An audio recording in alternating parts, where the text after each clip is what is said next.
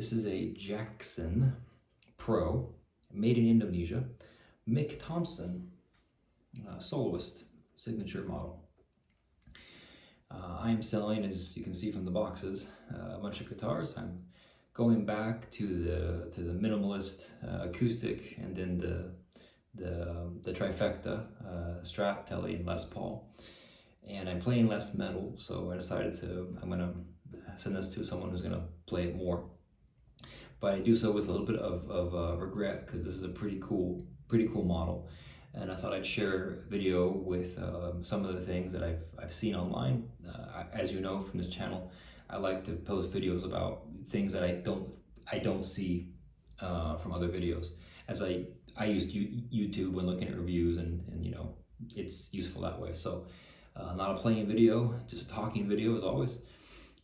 So one thing you hear about, generally speaking, Jackson Indonesia, the Pro models, is that they're good, but there's hit and miss QC, which you see a lot from the Indonesian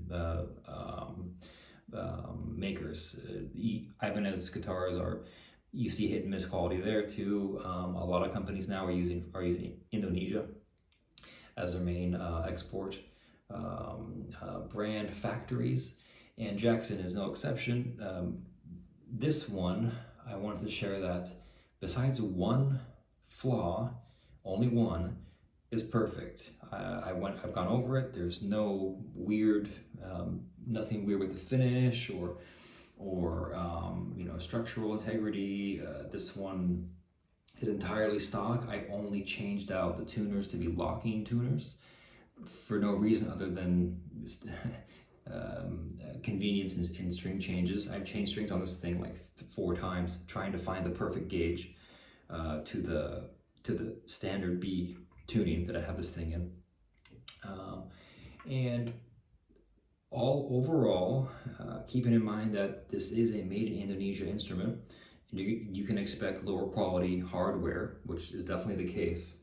With this, you can see some of the screws, you know, they have a little bit of white oxidation on them.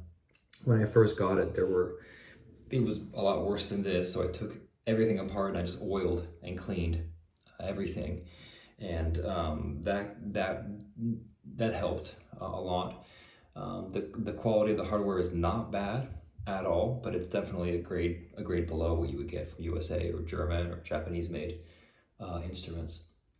So this one's perfect, except for, which I don't know if you can see it, I'll try and as you can see here, these inlays, they're blocked, they're not dots, which is a great feature. There's no fretboard markers, just the side dots, or blocks in this case. The only flaw that I found is that if you look, if I flip it like this, okay, so on the, I believe it's the 5th and the 7th fret there, you can kind of see that the lip, the white binding of the lip, 2 of those black blocks kind of go up a little bit too high, right? Now that's pretty nitpicky, and I'm not going to sell this guitar because of that. There's a video online of a guy talking about this model that he sent it back because of like a speck of dust, and everyone made fun of him. German guy, of course. But that's the only flaw on this particular instrument, and again, your results may vary. With any guitar from Indonesia, it's going to be a matter of the batch, just the way it goes, right? If you played enough Ibanez and then now Jacksons, you know that. So this one's good. This one also has been played hardly ever by the previous owner. It's pretty much perfect. Only wear is a little tiny bit on the back of the neck here. You can't even see it. Little bit of probably for my ring, actually. Can't really see it. And then some swirling on the front from picks. There's nothing on the back. Just fingerprints that you get from a black guitar. Okay, there's a ton of videos already on the specs, but I think I'll just share what I don't see too much. It's well designed. There's a lot of cool stuff about this guitar. The neck, I think, is one of the best things about it. It is flat, it is thin, but it's not Ibanez thin. Some reviews said that this was that the neck was too thick. It really isn't.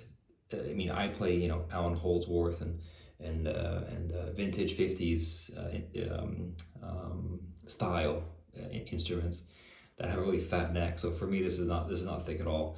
It is, though, definitely not an Ibanez Wizard. So if you're looking for an ultra thin neck, I mean, no one makes it a thinner neck than Ibanez. The blocks are unique to this model. The bridge, I wanted to share that in the reviews and the promotion for this model, it's touted as some kind of special, you know, Jackson proprietary bridge. It's nothing special. All it is that it's basically the exact same, but the top, the plate that all this hardware sits on, it's just a plate. That's it, and it's bolted down with only one. And you can't. Maybe you can see it here. I don't think you can, but yeah, see that right there? That's a single bolt or screw that screws it in to the body. Other than that, it's just on the exact same knife edge as the tremolo is.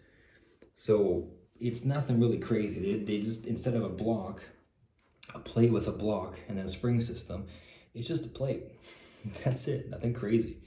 But it is pretty cool because it stays in tune really well. It took me a long time to find the right intonation for the string gauges that I was trying to find. So I took this thing apart 3 or 4 times, cleaning it as I did also.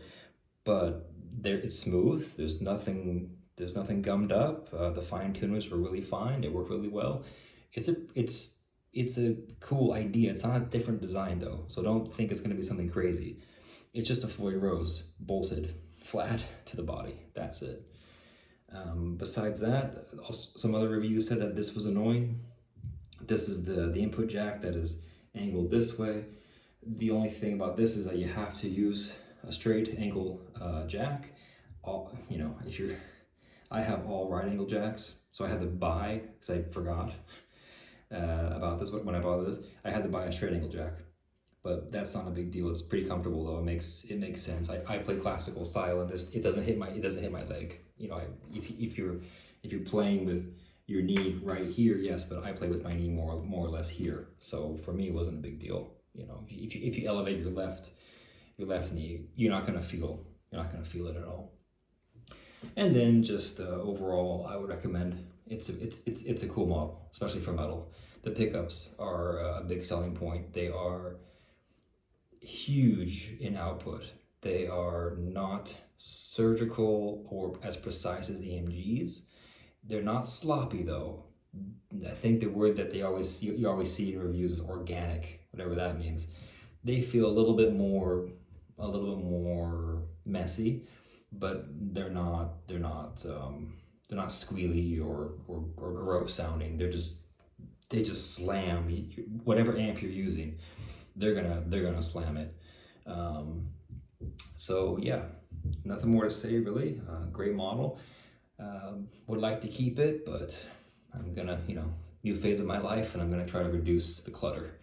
And this will go to someone who'll play it and appreciate it probably more than me. So yeah, hope this was a helpful video.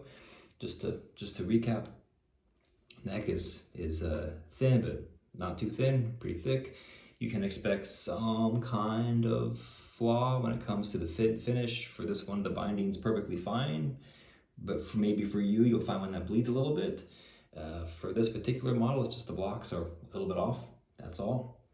Hardware, don't expect USA, Japanese, or German-made hardware. It's gonna pit, just the way it's gonna be. And yeah, if you can accept those little flaws, you'll have a great instrument. I'm seeing these are not really available on Reverb right now or locally. I got mine locally. It seems that the Ibanez, the previous version he had, Ibanez, they're more abundant. These seem to be getting picked up because now he's with ESP, and those seem to be the main thing now. So anyway, yeah, if you can get one, go for it. Definitely a cool